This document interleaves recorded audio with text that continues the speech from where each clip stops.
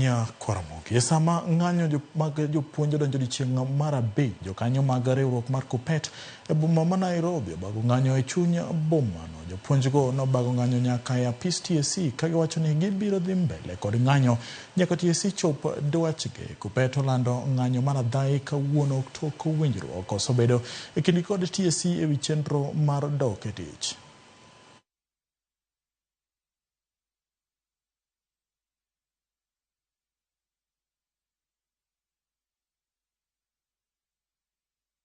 Any arm twisting by the employer by going to court in order to demand that teachers must stop the strike before any talks begin.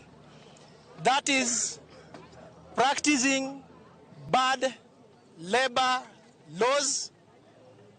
We want the negotiations to be in trust, good faith, and it must be within the confines of good labor practice. I want to reinforce the issue of stagnation.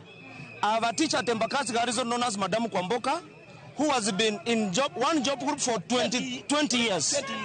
I have another one in Ofafajariko known as Mr. Muiruri. The students these teachers taught have come back to class and they have gotten serious job groups than the teachers themselves. That is very unfortunate. I want to urge the media, when we're talking about stagnation, come around and we'll give you special editions so that you can cover these teachers. You get the real information when we're talking about stagnation. I want to tell you that these teachers you are seeing here are the people who have set the exam.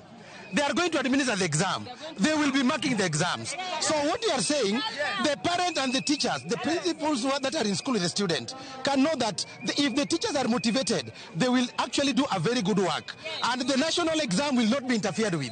So what we are saying is that so long as they listen to the teachers, there will be no problem in the national examination. We will recover, and we'll do the necessary thing to make sure that the national examination is handled well.